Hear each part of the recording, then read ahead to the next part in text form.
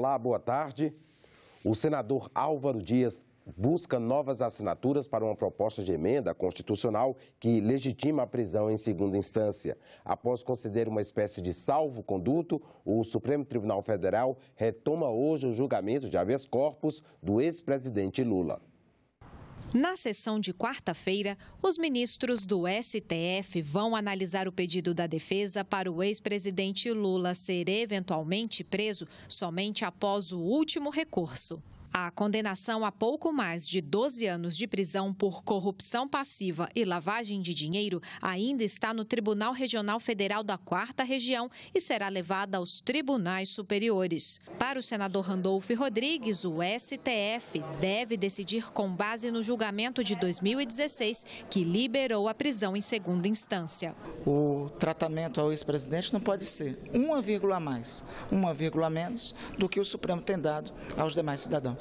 Como o Supremo tem se comportado até agora, ele proceda em relação a isso. O problema não é o caso concreto do ex-presidente, o problema é a decorrência, que pode ter uma decisão em seu favor. Enterraria em definitiva a Lava Jato. A senadora Vanessa Graziotin sugere que o Supremo analise as ações que questionam a prisão em segunda instância e não se limite ao caso do ex-presidente. Deveriam eles enfrentar este problema definitivamente. Não importa que em 2016 já tinha sido debatido, porque nós vivemos numa outra realidade agora e é preciso que se faça a interpretação, porque para mim a Constituição é clara. Para mim não caberia nem interpretação nesse caso, porque a nossa Constituição optou pelo caminho do transitado em julgado. Em meio a esse debate, o senador Álvaro Dias busca assinaturas para uma proposta de emenda à Constituição que legitima a prisão em segunda instância e que acaba com a prerrogativa do Congresso Nacional de suspender a prisão em flagrante de parlamentares e processos por crimes cometidos após a diplomação.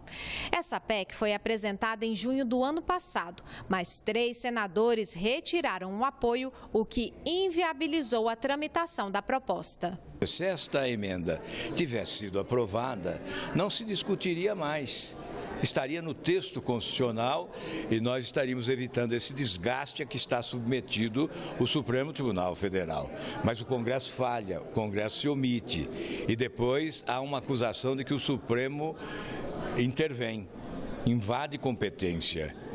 E quem oferece o espaço para essa invasão de competência é o Poder Legislativo. A prisão após condenação em segunda instância foi um dos principais temas de uma sabatina realizada hoje na Comissão de Constituição e Justiça. Após o debate, os senadores aprovaram a indicação do juiz Walter Schweckener para compor o Conselho Nacional do Ministério Público. Num dia decisivo no Supremo Tribunal Federal, com o julgamento do habeas corpus do ex-presidente Lula, o tema da prisão depois do julgamento em segunda instância não poderia estar fora da sabatina de um juiz indicado para o Conselho do Ministério Público. Qual é a sua opinião com relação à antecipação da execução da pena? Matéria atualíssima. Ainda que se adote a possibilidade de execução provisória da pena em razão da condenação em segundo grau, isso não significa, e é mais ou menos a linha do que defende o ministro Alexandre de Moraes, que todo mundo que seja condenado em segundo grau deverá imediatamente e automaticamente ser preso. Ele foi questionado também sobre o ativismo político de membros do Ministério Público. Tem procurador aqui que faz campanha política. Esse Deltan Dallagnol aí é comentarista político. Atua politicamente dia a dia. Agora está tendo uma mobilização de procuradores sobre esse caso que vai ser decidido hoje no Supremo Tribunal Federal, para pressionar o Supremo Tribunal Federal. E nós estamos achando isso normal? O difícil aí, assim, o difícil na prática, ali no dia a dia do CNMP, é muitas vezes separar, no caso concreto, o que é independência funcional, o que é atividade fim do Ministério Público, do que ultrapassa a sua independência funcional. e também do Judiciário. Nós não estamos vendo aí um embaralhamento das instituições, nós não estamos vendo aí poderes constituídos entrando na esfera e atribuição de outros poderes e, mais grave, de um poder não constituído pelo voto, que é o Poder Judiciário, se arvorando em atribuições que não são suas. A soberania popular, ela, no primeiro momento, está nas mãos de quem foi eleito, e não a legitimação do Poder Judiciário vem da fundamentação das suas decisões. E ele não pode se colocar, né, à frente ou como o titular da verdade absoluta. A publicação feita pelo general Vilas Boas, comandante do Exército, em uma rede social ontem à noite, também foi tema de debate durante a sabatina. O militar escreveu: nessa situação que vive o Brasil, resta perguntar às instituições e ao povo quem realmente está pensando no bem do país e das gerações futuras e quem está preocupado apenas com interesses pessoais. E completou: asseguro à nação que o Exército Brasileiro julga compartilhar o anseio de todos os cidadãos de bem, de repúdio à impunidade e de respeito à Constituição, à paz social e à democracia, bem como se mantém atento às suas missões institucionais. Não cabe, por mais justa, por qualquer lado que tenha, uma manifestação de uma pessoa com a responsabilidade que tem o comandante do Exército num momento como esse. E certamente essa manifestação seria entendida como uma pressão sobre o Supremo Tribunal Federal. Não vi nada que não pudesse ser interpretado como absoluto respeito ao papel das Forças Armadas, respeito à Constituição, à democracia e assim por diante. Eu acho que não é papel das Forças Armadas, como não é papel do Ministério Público, nem da magistratura, fazer colocações nesse nível de envergadura, e especialmente por recursos tecnológicos que atingem o país inteiro de uma hora para outra e acabam gerando, digamos assim, um conflito, uma possibilidade de conflito até de proporções inimagináveis. A Comissão de Assuntos Sociais aprovou na manhã desta quarta-feira o aumento no tempo da licença maternidade. Outra decisão beneficia as pessoas com AIDS. Lei aprovada no ano passado permite a convocação do segurado do INSS aposentado por invalidez. A perícia médica, que pode ser feita a qualquer momento, permite a revisão do benefício em caso de uma eventual mudança do quadro clínico do paciente. Mas os senadores da Comissão de Assuntos Sociais excluíram as pessoas com AIDS de passarem por uma nova perícia. Como houve modificação no projeto original, a matéria voltará a ser analisada pela comissão. Com os programas de prevenção, com as adoções de medidas de políticas públicas muito adequadas, foi se conseguindo reduzir. Mas ainda assim tem remanescentes de pessoas que foram contaminadas e essas demandaram muito, foram centenas ao meu gabinete pedindo apoio a este projeto. O que eles estão pedindo? Porque primeiro a Previdência vai analisar se ele merece ser aposentado.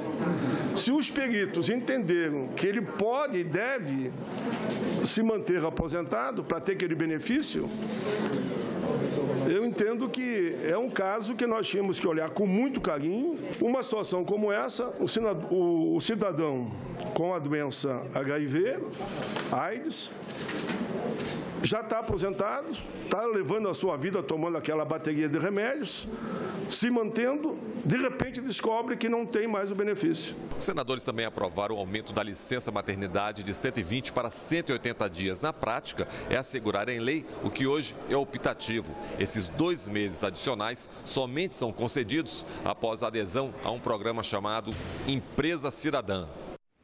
E se não houver recurso para o plenário do Senado, o projeto que aumenta a licença maternidade para 180 dias será analisado pela Câmara dos Deputados.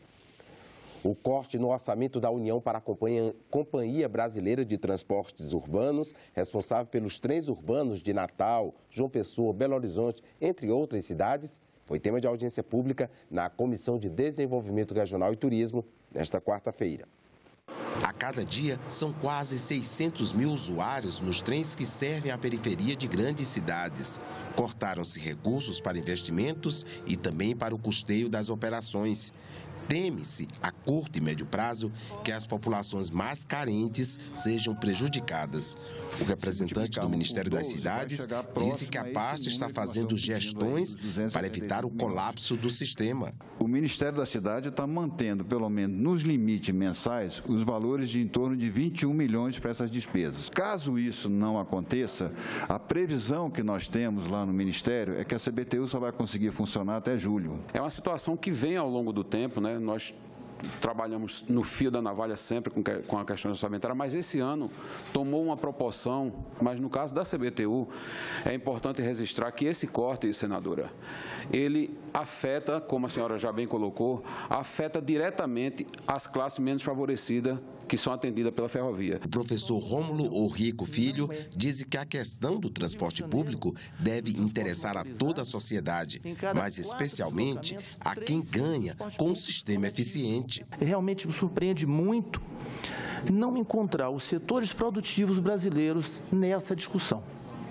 Não encontrar aqueles que são empregadores, aqueles que são vendedores, comerciantes, aqueles que dependem dos usuários do transporte público para trabalhar, não estarem presentes nessa discussão, porque o transporte é também, e em especial, um fator de produção. Para Rômulo, o futuro das cidades passa pelo enfrentamento dessa questão do transporte público. A competência e as melhores escolhas nessa área vão beneficiar usuários, a sociedade, a economia e o meio ambiente. Essa corda vai estourar no lado da camada mais pobre, que é justamente que mora mais longe, que vai gastar mais tempo e vai perder a única coisa que ela tem para negociar na vida, que é o tempo. Essas linhas férreas são remanescentes da maior parte da rede ferroviária federal. Fizemos muito pouco nesse país pelas populações pobres das periferias das grandes capitais, lamentavelmente. De um lado agora, senadora Lídice, é o imediato, urgente, que é recompor esse orçamento. Mas, ao mesmo tempo, nós queremos dar continuidade, junto com vocês, a esse debate, para que a gente possa recuperar o projeto de modernização e expansão do sistema de trem urbanos, que foi simplesmente arquivado a partir exatamente do governo Temer. Duas novas leis publicadas hoje no Diário Oficial da União apoiam a defesa das mulheres contra a violência e o desrespeito. Uma delas torna crime o descumprimento de medidas protetivas de urgência. A outra atribui à Polícia Federal a investigação de crimes praticados na internet que propaguem conteúdos que promovam o ódio ou a aversão às mulheres. Ficamos por aqui. Você pode rever as reportagens desta edição na nossa página na internet, senado.leg.br/tv. Obrigado pela companhia e até a próxima.